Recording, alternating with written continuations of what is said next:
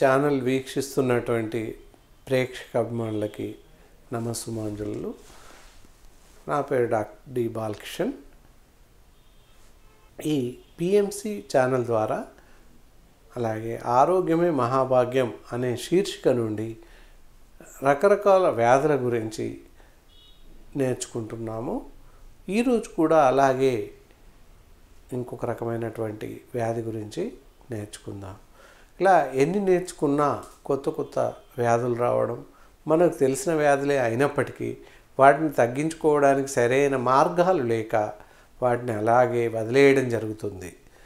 అలాగే మనకు అందరికీ తెలిసిందే, చాలామంది అవస్థపడుతుంటారు. అలా అందులో ఏంటి అంటే ఆనెలు అని అంటాము, డాట్స్. ఇవి ఎక్కువగా పాదం అరికాలలో ఎక్కువ మందికి వస్తూ ఉంటాయి. ఇలా అవి ఎక్కువ రావడం వల్ల బుడిపిల్లాగా అరికాల్లో ఉంటాయి. నడవడానికి చాలా కష్టమవుతుంది. నడుస్తున్నప్పుడు చాలా నొప్పిగా ఉంటాయి. అందరికీ తెలుసు ఈ వ్యాధి ఇలా ఆనెలు వస్తాయని. ఎందుకు వస్తాయి అనే విషయాలు తెలియవు. వస్తే ఎలా తగ్గించుకోవాలి కూడా తెలియదు. మరి ఇవి రావడానికి కారణాలు ముందుగా పరిశీలిద్దాం.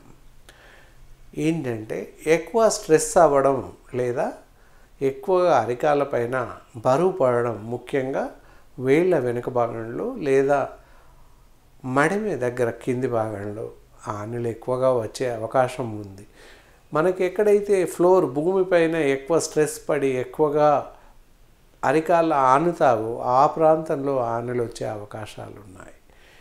ఇద్దంగా చెప్పడానికి ఏదైనా మనకి గుచ్చుకుపోయి అందులో డస్ట్ మురికి పేరుకుపోయి ఉంటే మనం అలక్ష్యం చేసినట్లయితే వాటిని మనం గమనించక ఏమవుతుందిలే అని వదిలేస్తే అప్పుడు నొప్పిగా ఉండదు.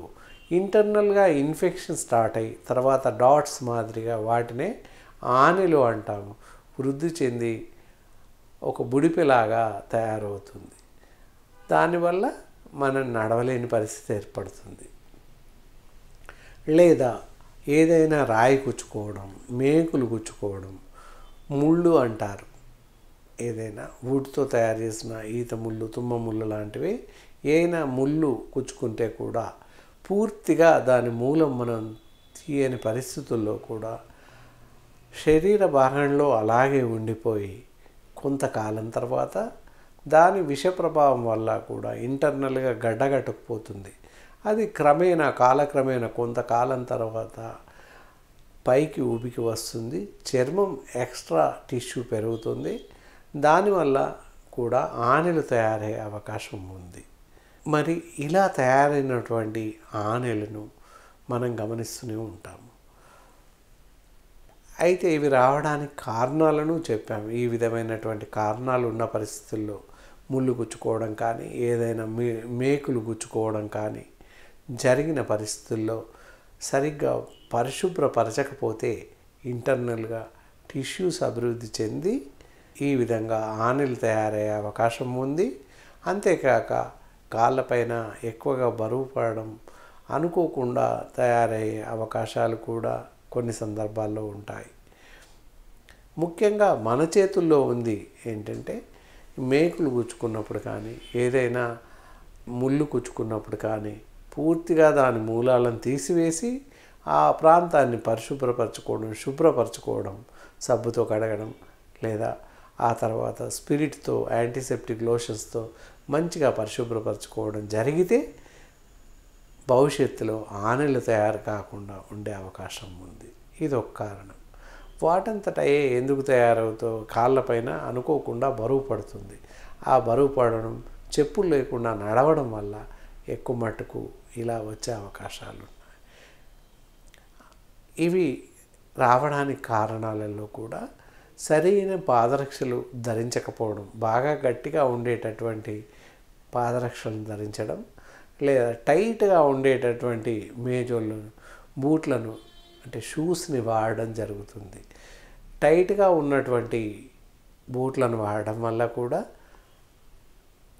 పాదం ఫ్రీగా మూమెంట్ జరగదు, లోపల కాలు కదలికలు సరిగ్గా ఉండవు కనుక ముడుచుకుపోయి చర్మం ఒక దగ్గర ముడిపిలాగా ఉండిపోయి ఆ ప్రాంతానికి సరైన రక్త ప్రసరణ జరగక ఆ విధంగా చర్మం ముడుచుకుపోయి అలాగే కాయలా కాసిపోతుంది.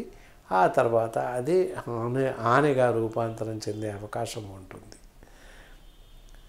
కావున మనకి అనుకూలంగా ఉండేటటువంటి పాదరక్షలను ధరించడం, ముఖ్యంగా షూస్ లేదా బూట్లను ధరించడం ఎంతైనా మంచిది. ఇంకా ఇలా ఒకవేళ ఆనెలు రాకుండా ఇంకా జాగ్రత్తలు తీసుకోవాలి అనుకున్నట్లయితే ఈ కాళ్ళను సరిగ్గా పరిశుభ్రపరచుకోకపోవడం, దుమ్ము ధూళిలో నడవడం, బయట నుంచి వచ్చిన వెంటనే పాదాలను జాగ్రత్తగా శుభ్రపరచుకోవడం ఎంతైనా అవసరం. ఈ విధంగా పాటించినట్లయితే పాదాలను పరిశుభ్రపరచుకున్నట్లయితే ఎంతైనా మంచిది. ముఖ్యంగా శరీర భాగాలకి, ముఖానికి, ఇతరత్ర భాగాలకు ఇచ్చినటువంటి ప్రాముఖ్యత మనం పాదాలకు ఇవ్వము అసలు. వాటిని కూడా ప్రతిరోజు మినిమం సబ్బునురగతో నీళ్ళతో మంచిగా పరిశుభ్రపరచుకోవడం ఎంతైనా మంచిది. అలా చేసినట్లయితే ఈ ఆనెలు రావడం తగ్గిపోయే అవకాశం ఉంటుంది. ఇలా ఆనెలు వచ్చిన పరిస్థితుల్లో మరి ఎలాంటి జాగ్రత్తలు తీసుకోవాలి? ఒకవేళ ఆనెలు సంభవించి వచ్చినాయి, నడవడానికి రావట్లేదు, మరి మనం ఎలాంటి జాగ్రత్తలు తీసుకుంటే ఉపశమనం పొందుతాం? వాటిని మనం వచ్చాక ఉదయము సాయంత్రం చక్కగా కాళ్ళను సబ్బుతో పరిశుభ్రపరచుకోవడం ఎంతైనా మంచిది. దానివల్ల ఆనె చుట్టు ప్రాంతంలో ఉన్నటువంటి దుమ్మును, ధూళిని, మురికిని పూర్తిగా శుభ్రపరచుకునే అవకాశం ఉంటుంది. దుమ్ము, ధూళి ఆనె లోపలికి వెళ్ళే అవకాశం ఉండదు. అందువల్ల కాస్త నొప్పి తక్కువగా ఉంటుంది, కొంచెం త్వరగా తగ్గే అవకాశము ఉంటుంది. ఆనెలు ఏర్పడ్డ తర్వాత మరి ఇంకా ఎలాంటి జాగ్రత్తలు తీసుకోవాలి అన్నట్లయితే, ముఖ్యంగా మన కాలుకు సరిపడేటటువంటి పాదరక్షలను ధరించడం, షూస్, బూట్లను కూడా కాస్త మనకి కాలు కదలిక సరిగ్గా సమంగా ఉండేలాగా చూసుకొని తీసుకోవడం ఎంతైనా మంచిది. మరీ టైట్గా కాకుండా కాలు వదులుగా అటు ఇటు కదిలే విధంగా ఉండేలాగా తీసుకోవాలి. అప్పుడు మన ఈ ఆనెల నుంచి కొంచెం మనం జాగ్రత్త పడే అవకాశం ఉంటుంది. ఆనెలు వచ్చినా కూడా నొప్పి తగ్గే అవకాశం ఉంటుంది. ఇంకా ముఖ్యంగా ఇలా వస్తే మరి ఇంట్లో తీసుకోవాల్సినటువంటి వైద్య ప్రక్రియలు ఏమైనా ఉన్నాయా, మనం ఇంట్లో తయారు చేసుకున్న వైద్య చికిత్సలు ఉన్నాయా అని ఆలోచించినట్లయితే, ఎక్కడైతే మనకి ఆనెలు ఉంటాయో వాటిని పూర్తిగా పరిశుభ్రపరచుకోవడం ఒక విషయం. అలా కాక మందు తయారు చేసుకోవడానికి మూలికలను చెప్తాను వినండి. వంట సోడా అంటే అందరికీ తెలుసు, తినే సోడా.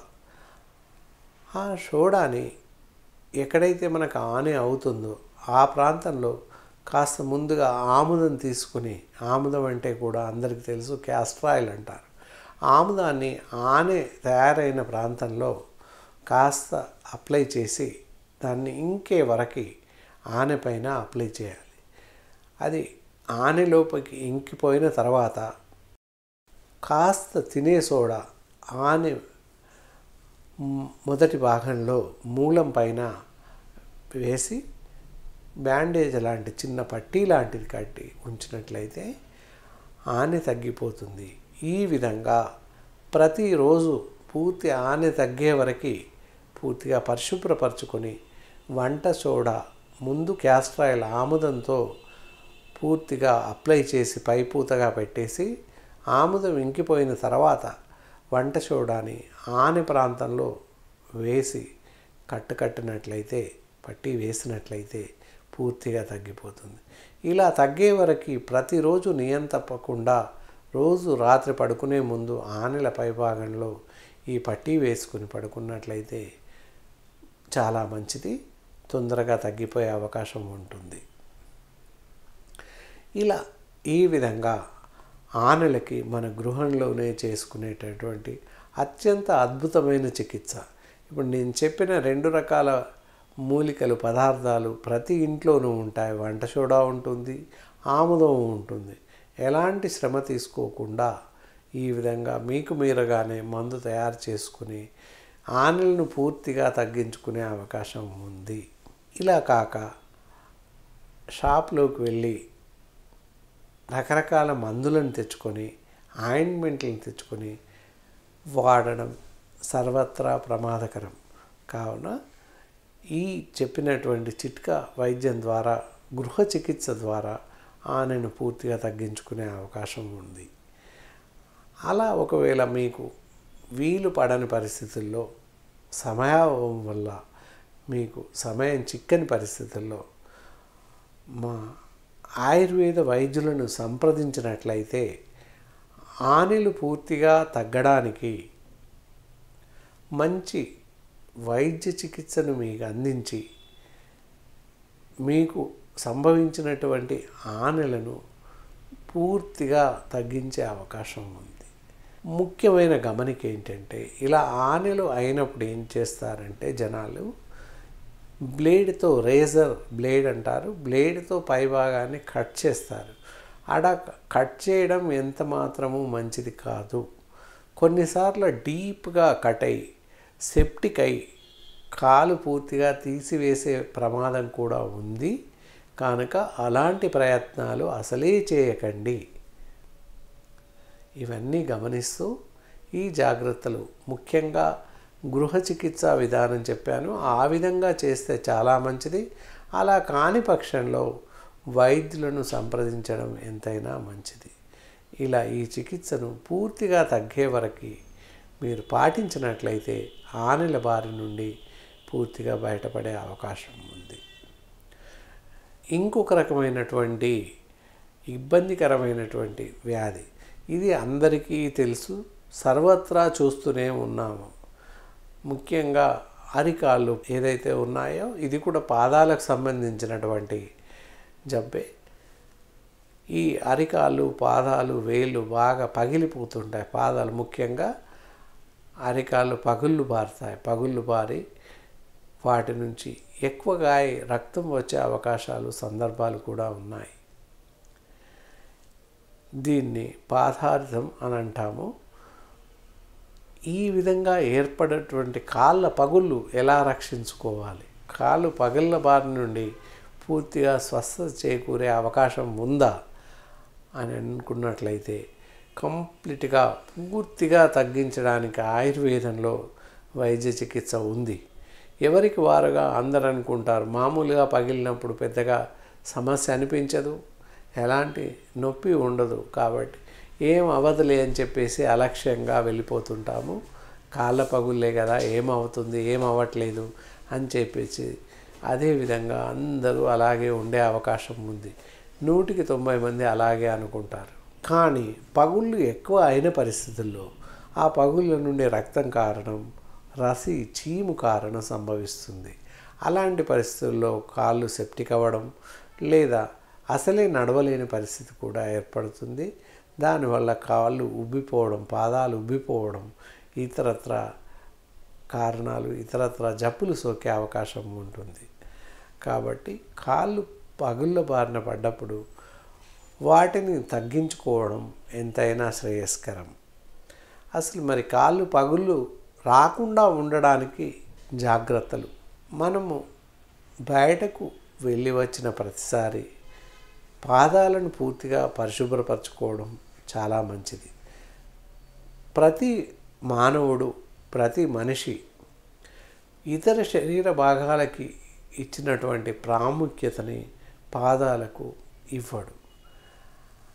దానివల్ల కూడా కాళ్ళ పగుళ్ళు ఎక్కువగా సంభవిస్తున్నాయి. మరి మన శరీరాన్ని మొత్తం పూర్తిగా పాదాలే మోస్తాయి. ఎలాంటి పరిస్థితుల్లోనైనా, ఏ ప్రాంతంలో అయినా మనం పాదాలతో నడిచి వెళ్తాం. ఎలాంటి వెహికల్స్ ఉన్నా, మనకి ఎంతటి వాహనాలు ఉన్నప్పటికీ తప్పకుండా నడిచి వెళ్ళాల్సిన పరిస్థితి ఉంటుంది. తప్పకుండా నడిచి బయటకు వెళ్ళాలి, ఇంట్లో అయినా నడవాలి, ఇత్యాది కార్యక్రమాలు ఉంటాయి. కనుక మన శరీర బరువును మొత్తం పాదాలే మోస్తాయి.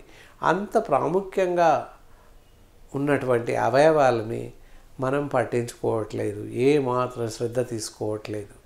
కావున శరీర భాగాలని ఎలాగైతే మనం రక్షించుకుంటామో ఆ విధంగా కనీసం రోజుకు 2 నుండి 3 సార్లైనా పాదాలను పూర్తిగా పరిశుభ్రపరచుకోవడం ఎంతైనా మంచిది.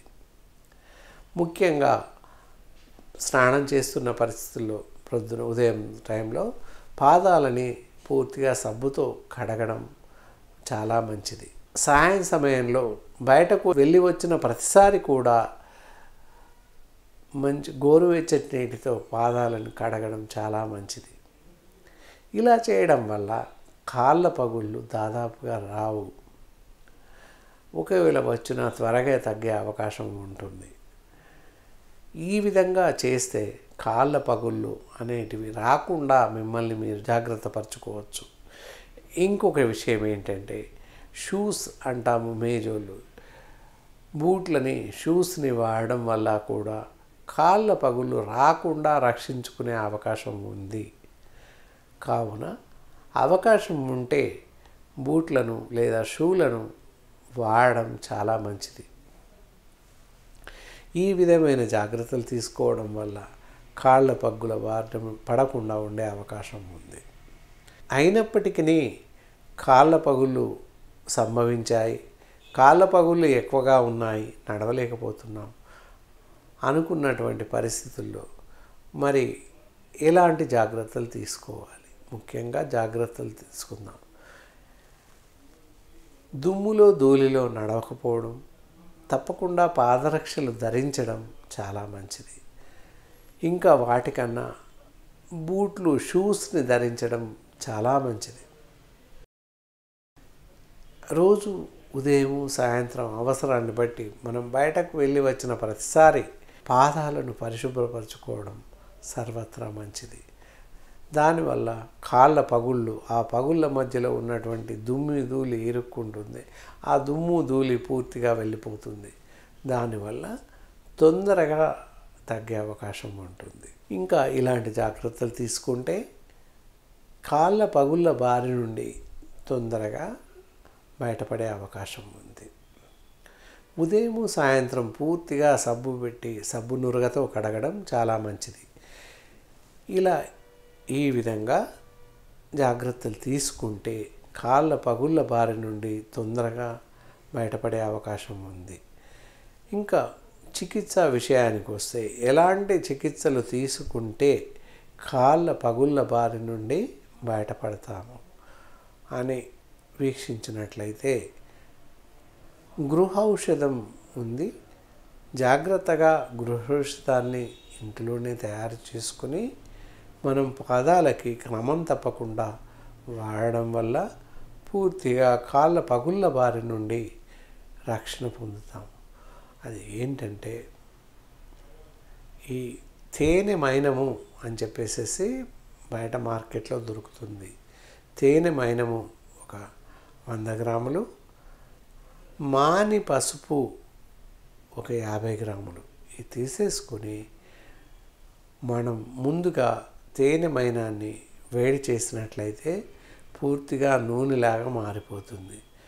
దానిని వడియగట్టి అందులో ఏదైనా చెత్త చెదారం ఉంటే పూర్తిగా తీసివేసి అలా ఏర్పడినటువంటి తేనె మైనం లిక్విడ్కి మాని పసుపును అందులో కలిపి ఒక పేస్ట్ లాగా తయారు చేసి పెట్టుకోవాలి.